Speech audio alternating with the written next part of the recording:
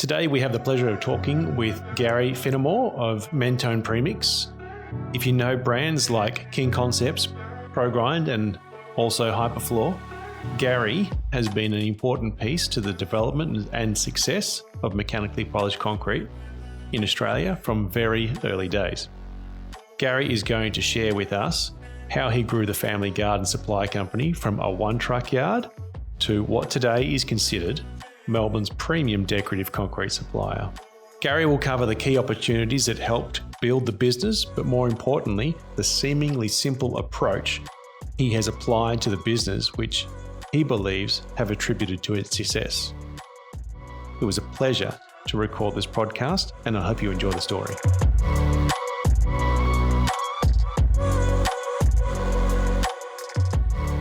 Welcome to the Works Plus TechTalk podcast. Today we're delving into the intersection of history, relationships, and concrete. I'm your host, Josh van der Veen, and today we're going to be talking with an industry expert, someone who's been in the game for a long time, fourth generation family-owned Mentone Pre. Gary Finemore, welcome to the show. Thank you very much, Josh. Very excited to be here today and have a conversation about how our business, I suppose, was created into what it is today, and how you guys we've had a crossroad at a particular point, and which was very good for both of us. I would have to agree with you on that. Yeah. So, for those of you who don't know, Gary owns Mentone Pre. Mentone Pre is renowned in the industry as being the premium supplier of exposed aggregate concrete, as well as concrete that's most suitable for polished concrete, so decorative screeds and the like, the choice for almost every concrete polisher in Victoria. Your experience goes back a long way. Let's start at the beginning, Gary.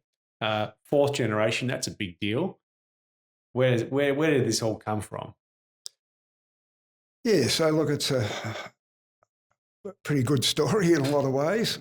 My father had my grandfather initially started a cartage contracting business in 1946 after World War II.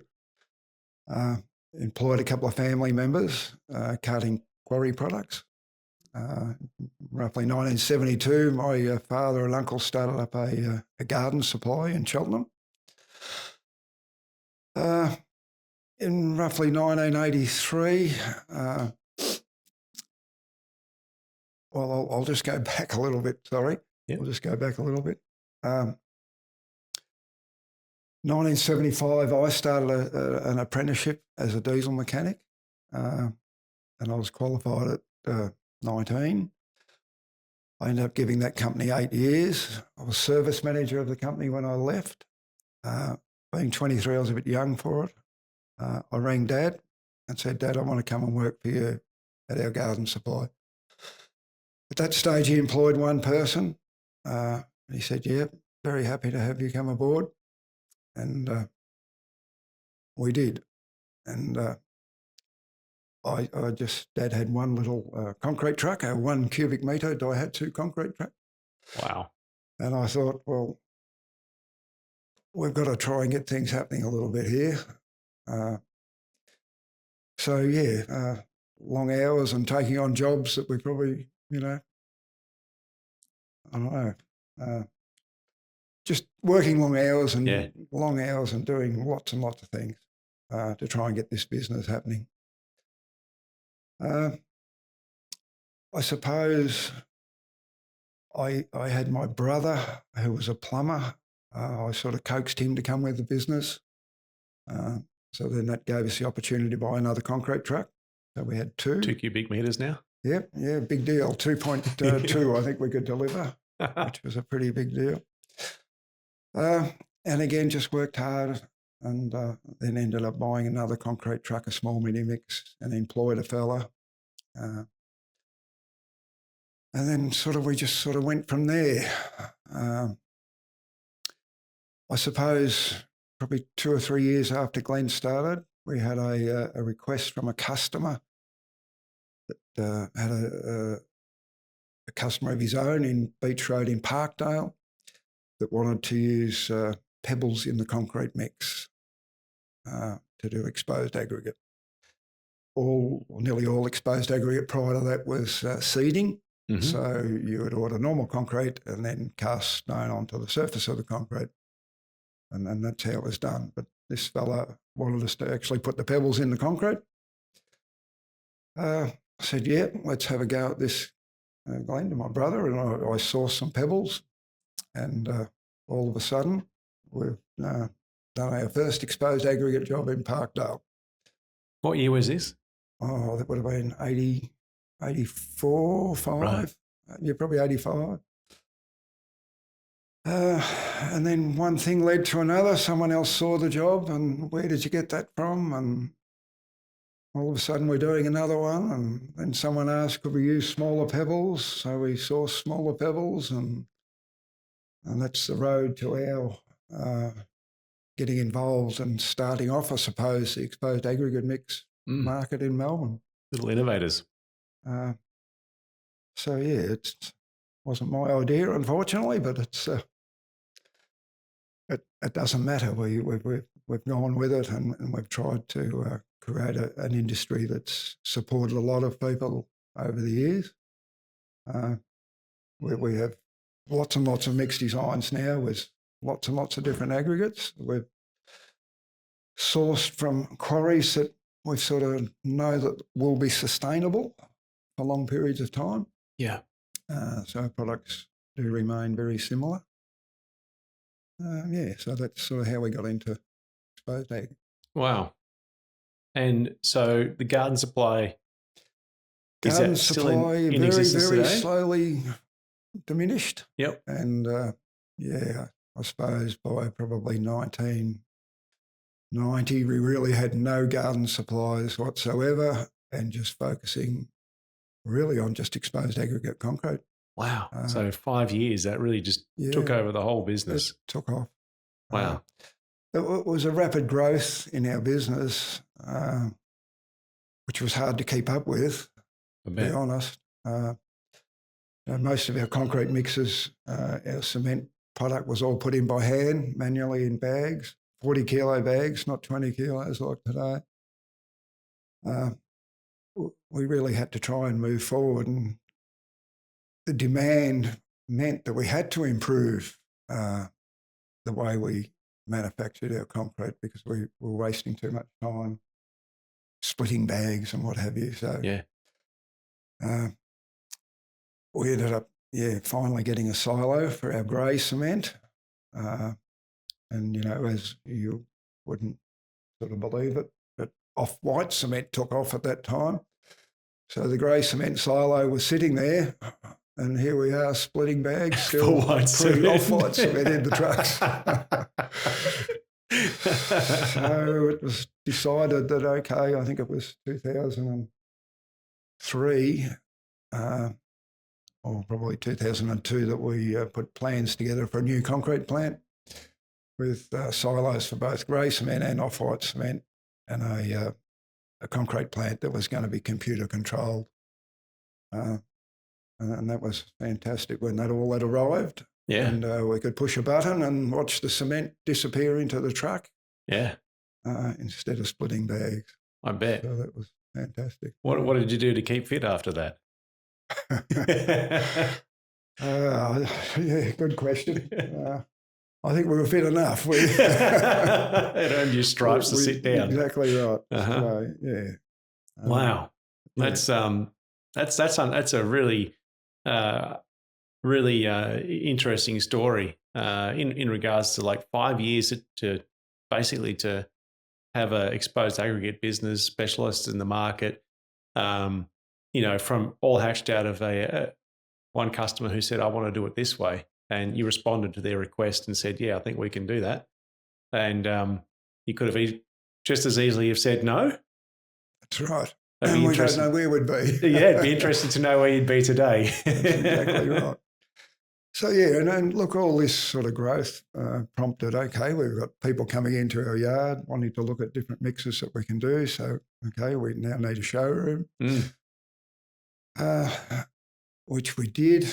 At this stage, just remember I'm a diesel mechanic. I'm not a business manager or operator or what have you. And by chance, I actually had another fella come in off the street and said, I've been watching your business grow. I'm a business development manager and I'd love to work with you for a while. Right. Which I said to my brother Glenn at the time, I think this Glenn could be a good idea. And we ended up employing Russell, his name was Russell Dowling. And we had Russell for probably 12 months, helping us, tick all the boxes with getting proper websites done and all that sort of thing, making sure our colour schemes and everything were all good and all that sort of thing. Okay. And, and starting to run the business properly. Right. And how much of an impact did that have on the business? It had great impact on the business. It gave me different thoughts on what we should be doing and in which direction the business should be growing and going. It was a good move to employ Russell. Wow. And Russell had been watching your business growing. Where had he been watching from? Was he across the street or was he just watching these trucks driving past? Yeah, so basically seeing the trucks. Yeah. Russell was a local fella basically watching our trucks and I suppose year by year he was seeing more and more of them. And he found us. He chased us down and said, I want to help your business. Wow. Which he did. Yeah. That was good. You got lucky again. Lucky again. Lucky again. Yeah. Oh, wow. That's fantastic. So you had Russell for about 12 months. 12 months. Building all these systems and processes in your business, I'd imagine. Yeah. And getting all those sort of boxes ticked. And that was very beneficial. Yeah. That's sort of how our business got going.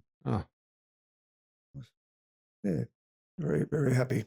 We also employed Russell again probably about 18 years later. I was going to ask you if that was the end of Russell. Yeah, and we used Russell with my son and son-in-law and a couple other of our management team just to give them a refresher and give them a little, basically a refresher. I imagine if he came into the business 18 years later, he would also see some other opportunity that he could have helped you with at that time as well. Lots of things changed in that time and you guys would have grown exponentially as well. Yeah, no, that's true. And we did change a few things, and not too much. I think Russell's initial contact with us worked really well. Yep. It was just to refresh everyone a little bit and tidy a few other things up, which happened, and all good. Oh, that's terrific. Yeah. So at some point we met each other. We did. Was that, this is around about millennium time, is that right? Yeah, so late 90s, Josh. Polished concrete happened in Melbourne very quickly. It did, didn't it? So my best memory of our dealings together was with Harry Progrine. And Harry introduced me to a fellow, David Newbigin, who between the two of them, Harry had a project doing Tower 5, I think. Remember Tower 5 down at Docklands? Yep. Yep, correct. And Harry had sourced some beautiful stone, marble stone, which I think he might have got out of South Australia there somewhere. Correct. And between David Newbigin and Harry, we came up with mixed designs using this marble and sort of working with admixtures on how we're going to make all this work properly. We spent a lot of time on that together and it was a good time. I enjoyed it. I learnt a lot. and that was our sort of move. Still doing exposed aggregate for driveways, etc., but this was our move into the polished concrete. Mm. And always with whatever we did, we wanted to do it properly and to a level of quality, not just to, have that product out there. It had to be the best. Whatever we were going to do was going to be the best. Yeah. And so we ended up doing Tower 5, still there today. It is. Yeah. And they were good times and really enjoyed that time. So did you have any inclination as to what was going to come next? I mean, you had these two strangers walk in the door, say we've got this project that we want to do, and it's not quite in your wheelhouse. It is in the manufacture of the concrete side of stuff. But once you've supplied, we're going to do something different with it. That's not necessarily just an exposed aggregate. So these two jokers that come in the door, one being Harry van der Veen, who was the owner of ProGrind at the time, and this David Newbegin. He was from South Australia from memory. Is that correct? Yeah, I think he was, but David was more in the mixed design side of things. Concrete technologist. Correct. Yeah. So that having the two of them there was great for me at the time, because I was experimenting with more, just something a little bit different. We're higher strength concrete. We're going to use shrinkage reducers. We're going to do this. We're going to do that. Mm-hmm. Try and get this concrete, how we wanted it to behave. Yeah. Yeah. And we did. Yeah. It was all successful. And I suppose moving forward from there, the polished concrete industry really sort of took off. We had polished concrete samples in our showroom, which we'd done earlier. But I suppose having a great level of confidence now with being able to move forward with polished concrete mixers. The market in Victoria, or not so much Victoria, but Melbourne, just seemed to explode. Everyone wanted polished concrete. That's right. That's probably where our next move was. And from there, what I found, poor Harry would have been inundated with people who come into our showroom, have a look at. We'd go through it with them, what mix they would like to use, and we had lots of choices with dark mixes, dark stone mixes, light stone mixes, different finishes. And at the end of it, we'd give them a brochure, and we'd put your mix design on the brochure. We'd leave it up to you and your builder to find your concreter, to place your concrete, which is so important. And then we put ProGrind as your grinder on the bottom of the brochure. And then probably about sometimes moving forward into the future, as I said, poor Harry was inundated. It just exploded, this market. So much demand. And people would ring me back and say, Gary, I just cannot get hold of Harry. Just no response. I'm thinking, poor Harry. poor Harry poor Harry and ProGrind. And poor me, I can't sell the product that there's so much demand for. And that's right. How am I going to move my product? Yeah.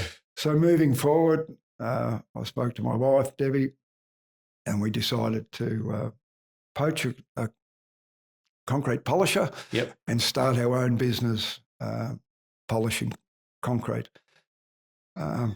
We only did it to keep this industry going and to try and move it forward. Yeah. As quick as the industry wanted it to go. So that was our reasoning in creating MPM Extreme Floors. Yeah. Well, you're sitting on the receiving end, getting all those telephone calls.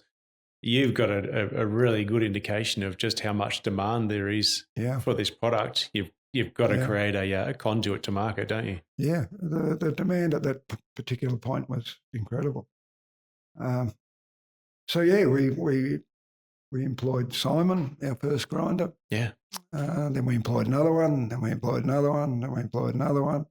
Bought machines from ProGrind or Husqvarna, as it was after a few things happened. That's right. And yeah, that's how MPM Floors got going. MPM Floors, probably different to other companies, we ended up offering a one-stop shop. So people could come in and choose a mix, and with confidence, we could lay the concrete for them and polish the concrete for them. So we had a situation where it was supply, lay the concrete and polish it. It's very unique, isn't it? It is. And the main reason for that is what we were finding is whenever there was an issue, everyone had someone else they could blame. Yep. So the concreter would blame the concrete, saying that got here too wet or got here this or got here that. And then the polisher would blame the concreter because it was just a vicious little circle. So that was really why we instigated the one-stop shop. So that's not a great experience. Give people confidence that, yes, your product is going to come out to your expectation and to our expectation, because our business has grown from people seeing our product and where did that come from? And I want that at my home because the product's been basically second to none. It's been done properly, and that's what we wanted to achieve. This has also created another, I guess, niche for Mentone Premix, having MPM floors, in that now you weren't just another concrete supplier manufacturer, because by this point, other manufacturers of concrete have cottoned on and they're starting to sell decorative mixes into the market too. But you've got a value proposition here that you've got a more intimate relationship with first of all, the initial development of decorative screeds for polished concrete, to then also now having the end-to-end control. And that gives you a lot of intel too, doesn't it? Absolutely, Josh. As I said earlier, it gave people confidence to use our product. We could monitor how the whole job was going to make sure that everything was going to come out as it was to be expected, and it did. It gave us an advantage over our opposition, and you're right, Josh. Yes, people were seeing what we were doing, trying to copy exactly what we were doing, and not polishing, but in the exposed aggregate market and the decorative, the polished concrete market. So it was an advantage for us to do that. Look, I didn't create MPM Floors to take work from anybody else. I only created it to keep our industry. Yeah. Needed to be able to turn the tap back on. I was trying to protect what we were supplying, basically. Yeah, absolutely. And that was our aim, I suppose. Yeah. And and it's done the job. Yeah, and as you said to me earlier, when we were talking prior to recording this, MPM Floors is no longer around. Let's say then it's served its purpose. There's enough polishers out there that are doing quality work that now Mentone Premix can stand on its own as a supplier, and there's enough skills in the industry to be able to provide quality finishes to the market. Yeah, you're spot on, Josh. Absolutely. It was a period of time that we had to do something to get the industry going. Yeah. And yes, you're right. There are enough competent grinders out there now to easily cater for today's market needs. And Mentone can now just go back to what it was doing and supplying a quality concrete product for driveways and polishing. Polishing's not going anywhere. It's going to be around for a long time. Are you saying it's not a fad? It's a fantastic product. It's not a fad. Surely exposed aggregate must be a fad. Come on, it's been around since the 90s. I enjoy doing people's internals. Yeah. And then all of a sudden they're back for their pool surround. Yes. And then all of a sudden they're back again for their driveway. Driveways, hardscapes around the home. the amount of Keeps growing. customers we have come back in and they're now doing their third house or fourth house or whatever, and we're going and going again. It is, so to me, I'm very proud of that. Speaks volumes about your product, doesn't it? Yeah, that people come back to us. It's really, really good. Well, that all sounds like, we had, you got into the business at a young age. You had the exposed aggregate customer that turned up and said, well, I want you to do something you've never done. You had Russell come in through the front door and say, I want to help you build your business. You had Harry come in from ProGrind and say, we've got something new. It just sounds like a real romance story, right? Sounds all very nice, but I'm sure there were some challenges along the way. Can you tell us about any of those things? Look, every business has challenges. Yeah. I think education is probably early days. When we first started to do exposed ag, was very new to everybody in the industry. And look, I only learned from watching the good people. Yeah. And then I had to pass that information on to other, concreters and that were doing jobs. So that was a big hurdle, early days. Sure. Of course, there's been other hurdles over the years because, you employ people and there's been issues with this and that.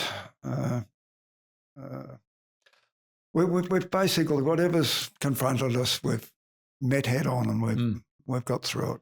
Yeah. To all you guys out there that are in your own businesses, you'll face issues. Probably my advice to you is if you've made a mistake or something, own up to it, fix it.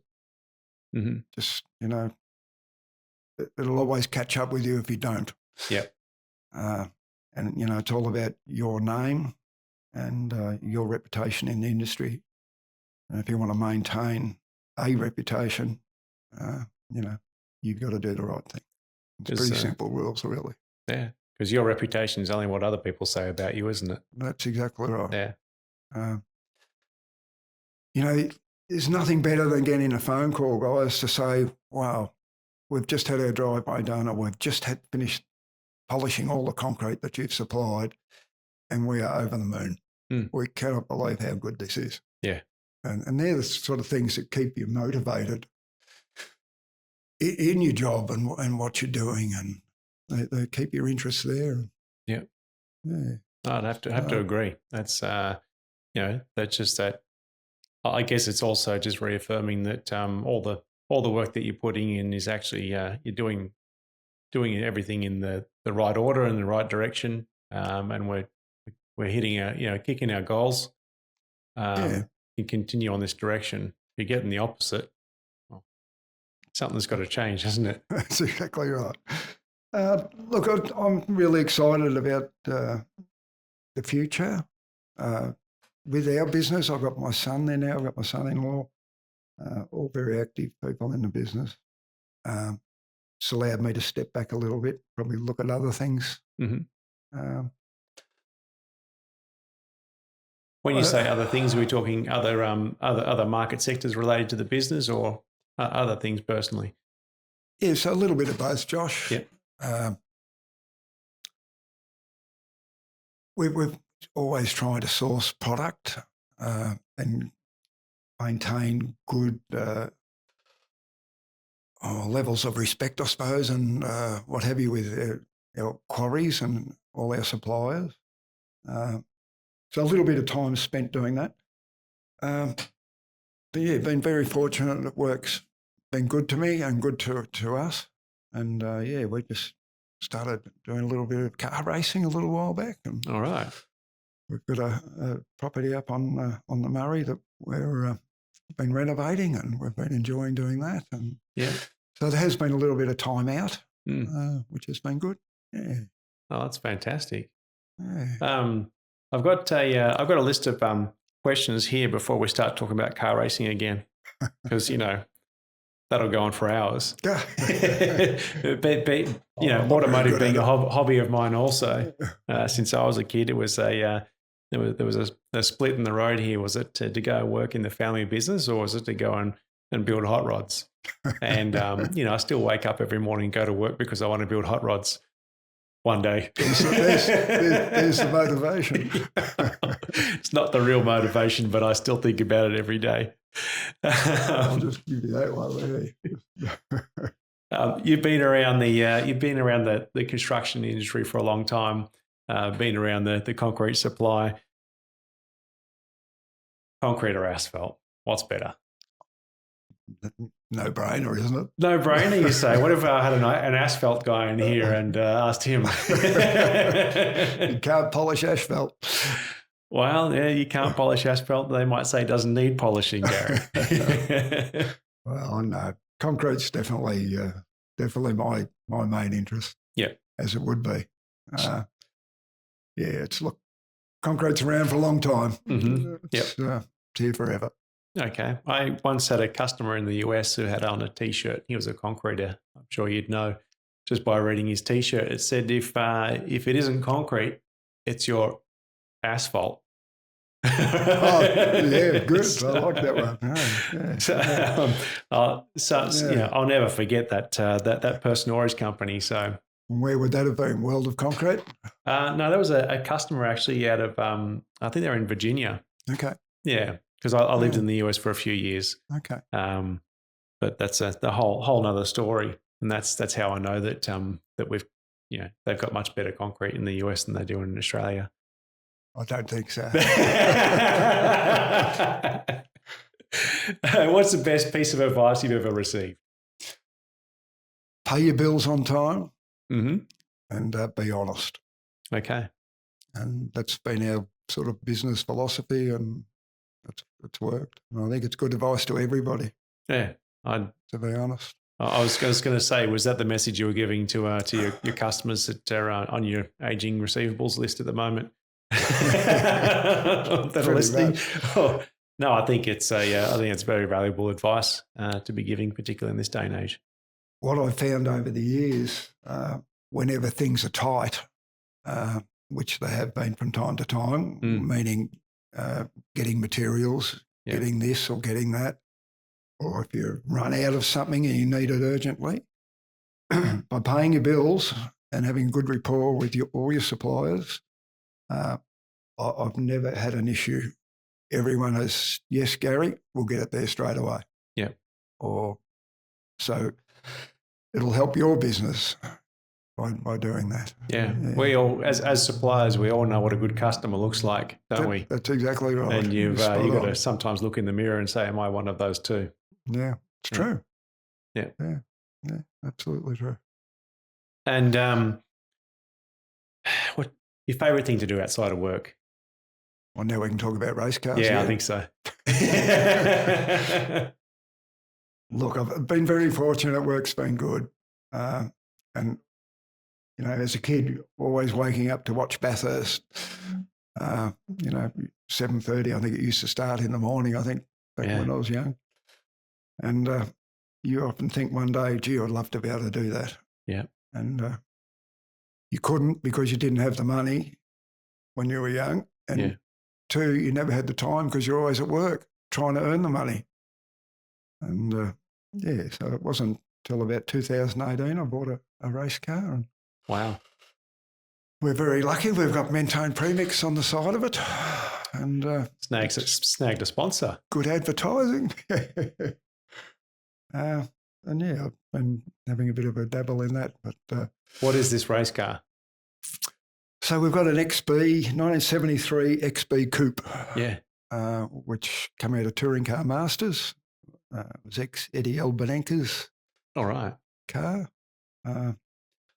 Sometimes I wish Eddie was still driving it because he'd do a lot better than I do. But at the end of the day, it doesn't matter whether I'm coming second, third, fourth, fifth, sixth, last. It doesn't matter. I'm having fun. Yeah.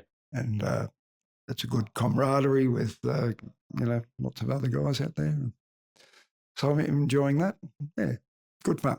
Oh, that sounds like it does sound like a whole lot of fun. Yeah, and hot rods for you, Josh? I like about anything with wheels ever since I was a kid. But yeah, I like hot rods, but I'm kind of putting off hot rods until I'm a bit older. I'm still in the classics and muscle car phase.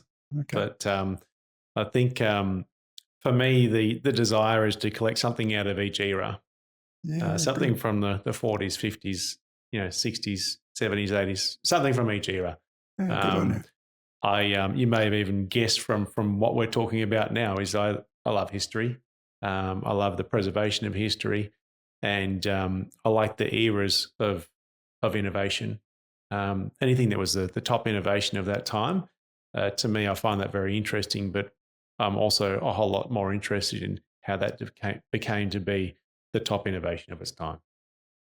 Hence, we've got Gary Finemore in here today to talk about polished concrete, decorative concrete screeds, and how it all got off the ground here in Melbourne, Australia. Thanks for joining us, Gary. Thank you very much, Josh, for having me. Been fantastic. Thank you.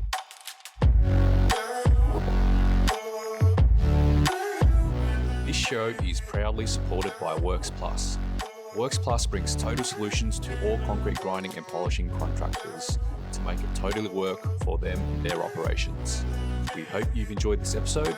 Make sure to tune in each week where we're going to dive deep into all things related to concrete grinding and polishing. We're here to help you so that you can boost your outcomes on the floor.